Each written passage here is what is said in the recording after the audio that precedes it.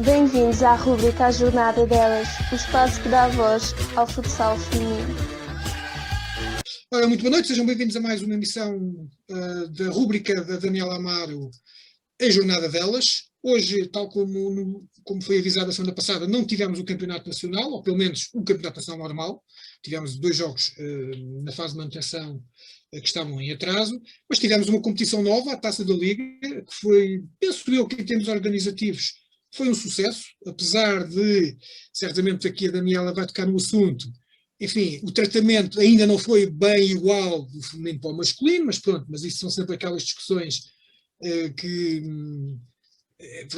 advêm sempre destas comparações entre o masculino e o feminino, mas de qualquer maneira, em termos competitivos, tivemos 3 excelentes jogos, 2 deles até bastante equilibrados em termos de resultado, um outro não tanto, mas a Daniela já nos vai falar nisso. Daniela, primeiro, que balanço é que fazes desta Taça da Liga em termos organizativos? Olha, em termos organizativos, acaba por ser uma iniciativa que temos que premiar com um aplauso, porque é uma prova nova, mas já é, digamos que, o sinal de que o caminho está a ser feito, embora ainda não tenhamos chegado àquele que é o objetivo da igualdade em termos totais. Relativamente àquilo que disseste, de ainda se notarem algumas diferenças, eu ressalto aquela que para mim até acaba por ser a maior, quando foi anunciado as finais e o horário das finais, para além do horário dos jogos, que acaba por ser o masculino a jogar em prime time e as meninas a jogarem à hora de almoço ou de manhã, mas pronto. As meninas não, as mulheres, que até acaba por ser mesmo o adjetivo correto ou o pronome correto, como elas se portaram bem também e provaram que têm lugar, sim, e que o merecem. Mas pronto, quando anunciaram no rodapé a final o derby masculino, o grande final da Taça da Liga, pronto. E quando se tratava do feminino amanhã joga-se a final da Taça. Logo aí o grande, o adjetivo, denota ali uma certa superioridade que eu creio que não seja justa, até porque, tal como disseste, jogaram-se grandes jogos e partidas muito disputadas, portanto, sim, há que dar os parabéns pela iniciativa, mas ainda há um caminho muito grande a fazer-se no sentido da igualdade. Exatamente, e até porque em termos de audiências foi uma boa surpresa, grandes audiências nos jogos femininos, o que não deixa de ser também uma lição para a Federação Portuguesa de Futebol e para o Canal 11, se calhar dar a mais jogos até resulta, em termos de publicidade, até se calhar vão buscar mais receitas publicitárias do que estavam a Sabes que eu acabo só por fazer aqui um pequeno à parte relativamente à Champions feminina de futebol. Por acaso tinham anunciado durante esta semana que ia passar um dos jogos e não passaram, e as pessoas criaram uma certa onda de revolta nas redes sociais. Portanto, eu creio que sim, há pessoas para verem futebol ou futsal feminino. Os jogos só têm que passar e só assim nós vamos conquistar aquele que é o lugar merecido, tanto no género masculino como no género feminino. Há lugar para todos. Exatamente, há lugar para todos, muito bem. E marcado para todos, pelos vistos. Dani, relativamente aos jogos, o que é que tens a dizer destes 3 fantásticos jogos que aconteceram neste último fim de semana em Sines? Olha, começando se calhar pelo primeiro, o jogo entre o Quinta dos Lombos e o Nuno Álvares. Foi um jogo muito bem disputado. Estas 2 equipas, conforme tinha sido anunciado a semana passada, tinham-se defrontado na última jornada e proporcionaram aquele que foi um verdadeiro hino ao futsal e um grande jogo, de facto, que terminou com uma vitória por 5-4 do Nuno Álvares. No entanto, esta semana, o resultado final acabou por ser de 3-1, o que, apesar de ter ali uma diferença de 2 golos, não denota de toda a qualidade que se verificou nesta partida, se calhar não tanto quanto a partida jogada a semana passada, mas foi igualmente uma grande partida, com o Nuno Álvares a começar melhor, de facto, é a primeira parte, mas na segunda parte, por curioso, acaba por ser o Quinta dos Lombos que entra melhor. Depois é assim, boas iniciativas ofensivas, quer de um lado, quer do outro, muitas combinações, jogadoras rápidas, com uma técnica de pés luxuosa, por assim dizer, e a funcionarem muito bem enquanto equipa, o que acho que é ótimo de ver e é uma ótima promoção àquele que é o desporto no feminino. Entretanto, se calhar ressaltar aquele que foi um dos melhores lances e que terminou num dos golos do Nuno Álvares, que foi o lance em que a guarda-redes, a Maria Odete, faz um passo para a jogadora e ela cabeceia já dentro da grande área e acaba por fazer uma bela jogada e um belo golo, sim.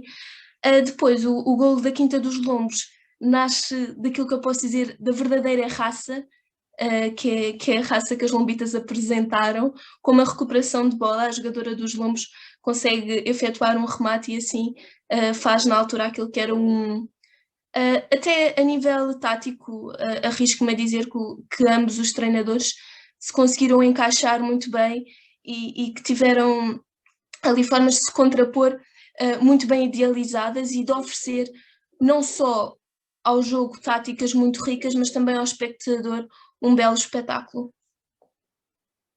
Sim, senhora. Depois tivemos o tal jogo que foi o mais desequilibrado da competição, mas não deixou de ser um jogo bem disputado, que foi o Benfica com o Santa Luzia. Este resultado de 7-0, para quem não viu o jogo, pode parecer que o Benfica andou a passear dentro de campo, mas não foi bem isso. Foi um jogo até bastante competitivo e estes 7-0 são um bocadinho enganadores, certo, Dani? Sim, exato. Eu aqui não tenho a dizer que o resultado seja por um total de mérito por parte do Santa Luzia, porque não? Aliás, como falávamos na nossa primeira rúbrica, a média de jogo do Benfica de golos ronda à volta dos 7 golos. No entanto, eu acho que acabam por sofrer tantos golos porque o treinador, quando aposta no 5-4, acaba por ser já de forma um bocadinho tardia. E entretanto acabam por sofrer mais golos. Aliás, o último até um gol de baliza a baliza, com a Ana Catarina a marcar. Aqui dizer só, se calhar que foi o à parte deste jogo, que achei muito interessante, porque por vezes há quem diga que há estatutos adquiridos, não há estatutos adquiridos, e deu para ver neste jogo, porque o Santa Luzia rematou bem, construiu bem, e a Ana Catarina não foi goleada, por assim dizer. Aliás, a Catarina fez jus ao título de melhor guarda-redes do mundo, fez uma exibição fantástica. Exatamente, grandes defesas de luxo, e demonstrou-se intransponível, por assim dizer. E portanto, o Santa Luzia rematou de fora da área, de todo o lado, construíram bem, sim, tiveram lances também muito interessantes. O poderio ofensivo do Benfica é conhecido, mas o Santa Luzia também tem uma guarda-redes muito experiente, jogadoras muito experientes e que também funcionam bem como coletivo. Acabou por ser... É assim, nós já sabemos que o jogo começa 0-0 e que, especialmente no futsal, as coisas se desequilibram de uma vez, às vezes pode ser difícil recuperar. O Santa Luzia tentou, no entanto, sempre procurar o golo e manteve-se fiel aos seus princípios, o que acho que também auxiliou este que foi um espetáculo de futsal também igualmente. Muito bem, depois tivemos no domingo uma grande final entre o Benfica e o Nuno Álvares. Um jogo que aparentemente poderia-se pensar que o Benfica iria ganhar com alguma mais ou menos dificuldade, mas não foi nem com mais nem com menos, foi com muita dificuldade, também com excelentes intervenções, neste caso até foi de ambas as guarda-redes. Aliás, o primeiro gol do Benfica surge de uma jogada infeliz da Maria Odete, guarda-redes do Nuno Álvares. Mas foi sem dúvida um dos grandes jogos desta época, pelo menos daqueles que eu tenho visto, que foi um hino à modalidade e que se calhar chamou a atenção de muita gente que não estava habituada a ver jogos com esta competitividade. Dani, faz-me aí o teu comentário a este jogo, este fantástico jogo da final. Olha, eu aqui começo por dizer que se nas meias finais o Nuno Álvares venceu por mais experiência em relação à Quinta dos Lombos, que é uma equipa mais nova, aqui defrontaram-se na final duas equipas muito experientes e com grandes valores lado a lado. Portanto, conforme disseste, o primeiro gol surge de uma total infelicidade por parte da Maria Odete, o que não lhe tira de todo o mérito que teve nos restantes jogos e nas boas defesas que fez, especialmente na meia final. Mas eu penso que foi um jogo não muito feliz da parte dela e eu considero que é uma das melhores guarda-redes do campeonato. No entanto, acabou por alguns erros quase comprometer e em alguns momentos até comprometer a dinâmica da equipa. Mas pronto, conforme disseste, o primeiro golo do Benfica surge mesmo por um erro infeliz e que a Janice aproveitou muito bem. Depois o Benfica tentou sempre procurar o resultado, mas assim de forma a avultá-lo, mas o Nuno Álvares demonstrou-se muito coeso defensivamente e pronto a dar o corpo às bolas, que é para não dizer às balas, por assim dizer, e acho que se disputou de facto uma boa partida, que resultou numa vitória do Benfica por 4-2, mas na qual o Nuno Álvares nunca baixou os braços e manteve-se fiel mesmo à sua identidade e foi à procura do resultado, com jogadas luxuosas, combinações, recuperações de bola. A dinâmica do jogo e a intensidade que todos estes jogos tiveram demonstra mais uma vez o espaço que o futsal feminino tem de ter nas agendas desportivas hoje em dia. Não é para deixar para amanhã aquilo que se pode fazer hoje e elas mostraram todas, quer de um lado quer do outro, que merecem o reconhecimento hoje.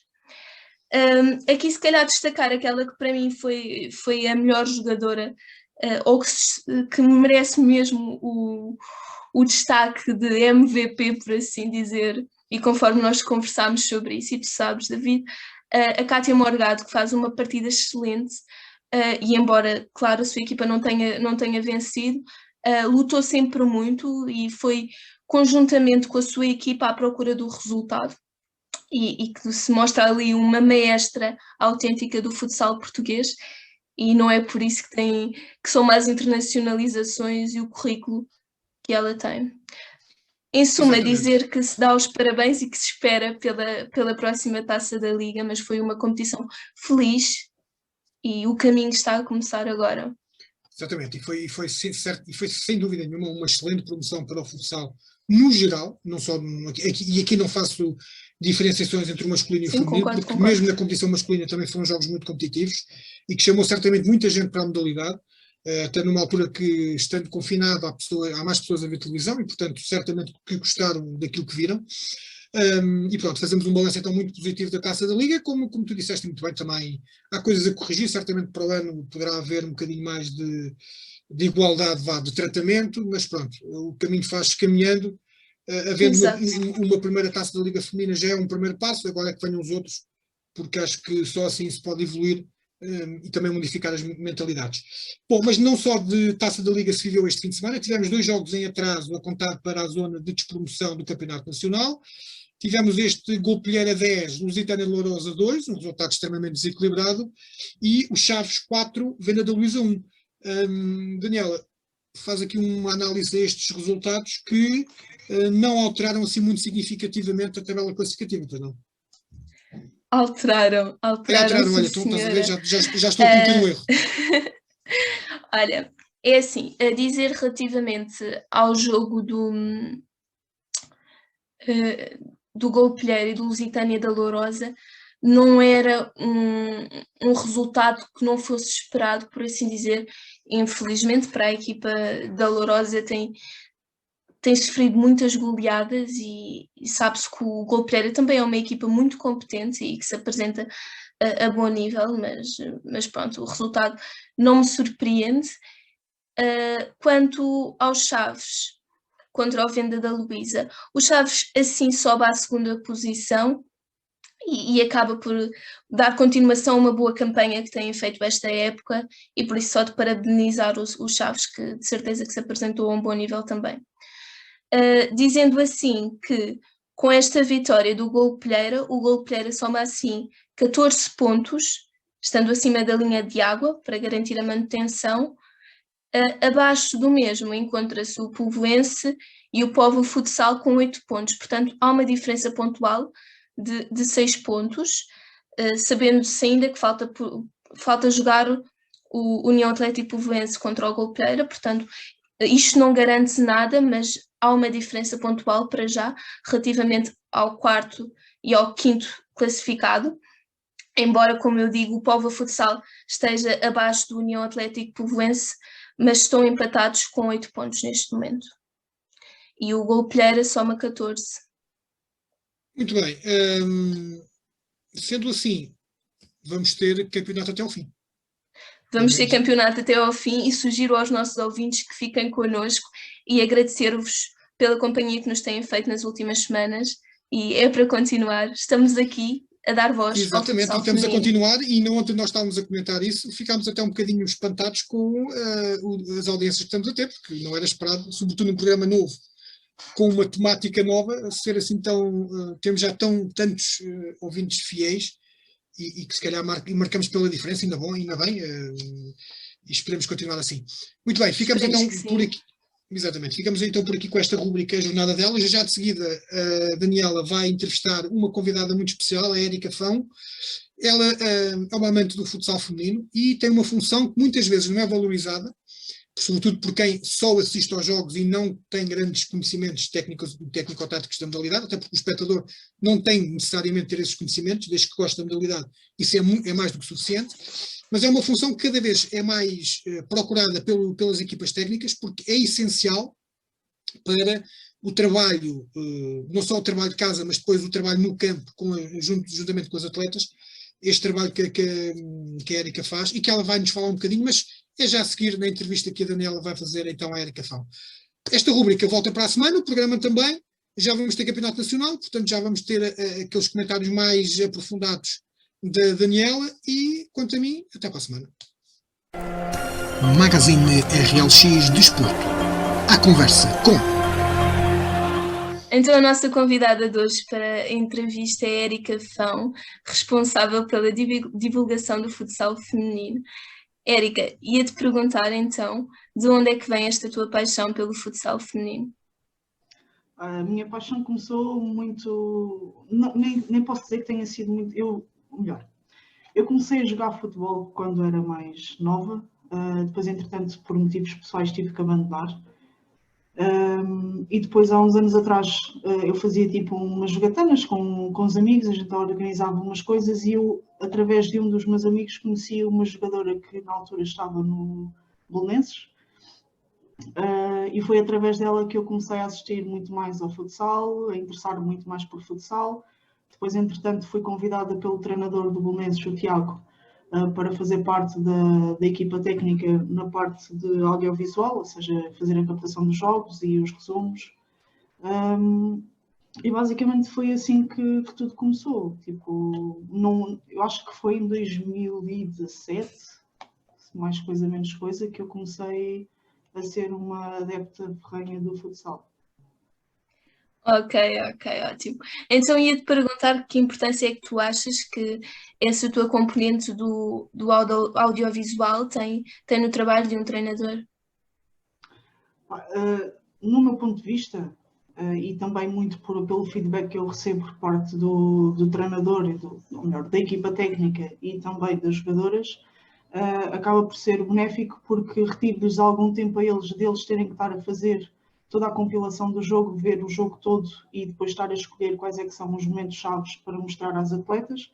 Esse trabalho acaba por ser um bocadinho passado por nós.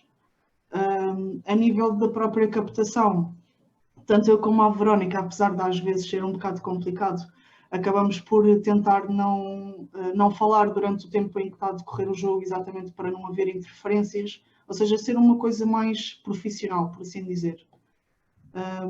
E isso acaba também por depois também ajudar, e eu acho que é mais ou menos isso, é tentarmos dessa forma também conseguirmos ajudar tantas atletas a tentarem perceber quais é que são os erros que cometem durante o jogo, e os próprios treinadores tirando-lhes um bocadinho de trabalho extra que pudessem ter nesse campo. Ok, então a seguir ia-te perguntar quais é que são as tuas principais motivações? A nível de futsal?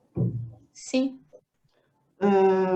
Eu, desde que comecei a fazer parte da equipa técnica do Tiago, que de ano para ano, tanto eu como a Verónica, tentamos muito fazer as coisas serem cada vez melhores, ou seja, nós tentamos melhorar sempre a nossa qualidade, porque sabemos que dessa forma também conseguimos atingir outros patamares de sucesso para a equipa técnica e para a equipa que nós estamos a ajudar.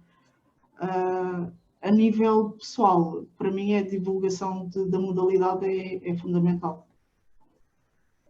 Ok, então e na sequência desse teu empenho na divulgação da modalidade, és uma das responsáveis pela página Desporto para Todos, e então perguntar-te quais são as diferenças que tu consideras que ainda há no futsal feminino relativamente ao masculino.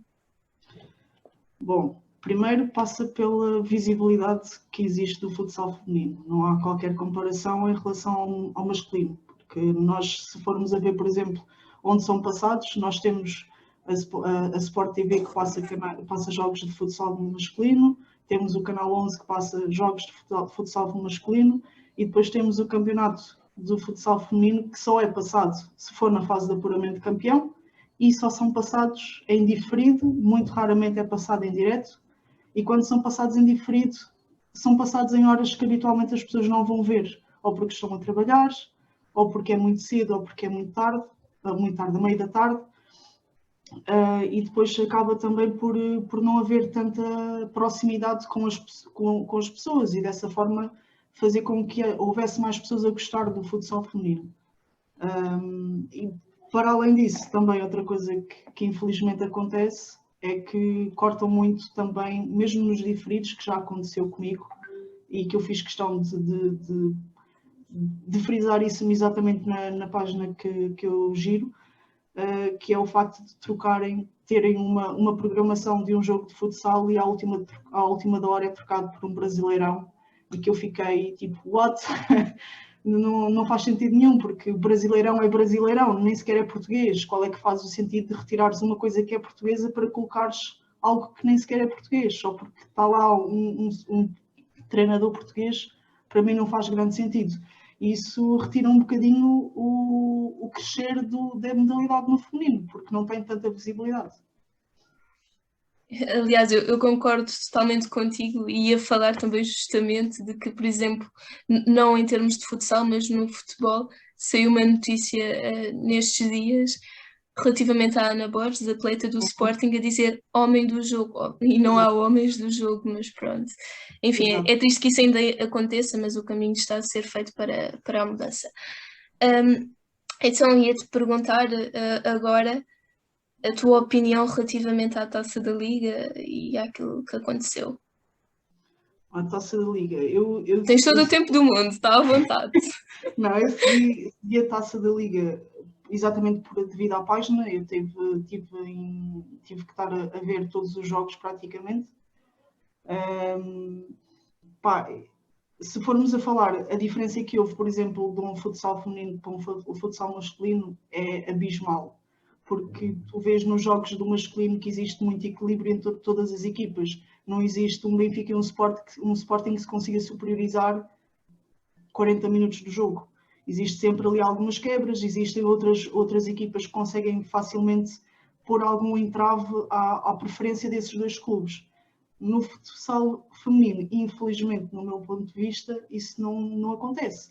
Tens um equilíbrio muito grande entre algumas equipas. Tens o Nuno Álvares, tens o Santa Luzia, o Vermoim, o Nova Semente, que são equipas que minimamente se conseguem equiparar umas às outras e conseguem roubar uns pontos aqui, outros pontos ali, mas depois tens um Benfica que é impossível quase que derrotares.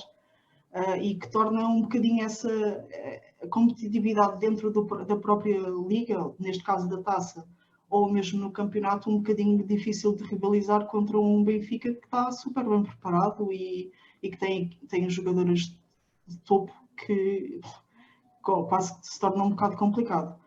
Na própria taça, acho que o jogo do Nuno Álvares contra os Lombos foi um jogo bastante equilibrado. Já no campeonato tinha sido. Portanto, eu estava exatamente com a expectativa de como é que seria, como é que os Lombos iriam reagir estando numa meia-final perante um Nuno Álvares que neste momento é considerada a segunda melhor equipa do campeonato. E se eles iriam conseguir de alguma forma alterar o rumo que tinha sido o último jogo entre ambos. e portanto eu acho que do início ao fim foi um jogo bastante equilibrado. No jogo a outra meia-final, do Benfica e do Santa Luzia, infelizmente o Santa Luzia não conseguiu aguentar a vertente ofensiva do Benfica. Para além disso, a Ana Catarina para mim foi a melhor jogadora na meia-final, porque fez tudo e mais alguma coisa. E não havia bola nenhuma que passasse por ela. E foram vários remates que nós podemos observar, principalmente na primeira parte, em que a Carla Vanessa fartou-se de rematar e mesmo assim a Ana Catarina defendia tudo. Portanto, para mim a Ana Catarina foi o ponto fundamental daquela meia-final. Apesar de Sara Ferreira ter marcado vários golos, eu acho que o principal ali foi mesmo a Ana Catarina, porque se a Ana Catarina não fosse a Ana Catarina naquele dia, possivelmente o jogo teria sido outro e teria sido muito mais equilibrado. Portanto, a Ana Catarina na meia-final fez jus àquilo que é a melhor guarda-redes do mundo. Na final, foi um jogo equilibrado até algum momento. Depois houve aquele lance da Maria que deu um bocadinho o primeiro golo de bandeja à Janice. E isso aí, acho que de certa forma acabou por dar mais tranquilidade ao Benfica e pôr o Nuno Álvares ainda mais nervoso, e que acabou por resultar depois numa impaciência que se tornou o resultado como foi, mas acho que o Nuno Álvares esteve bastante bem. A Cátia Morgado para mim foi uma das melhores jogadoras exatamente na parte ofensiva. Na baliza, a Odete também fez um excelente trabalho, tirando aquele lance do primeiro gol. E a Janice, que brilhou na final. E pronto, eu acho que a Janice é a melhor pivô que existe e não há muito a dizer. Ok, então terminaram-se as perguntas e agradecemos por teres aceito o convite. Nada, essa. Magazine RLX Desporto, às quartas-feiras pelas 22h30 na sua Rádio Lisboa.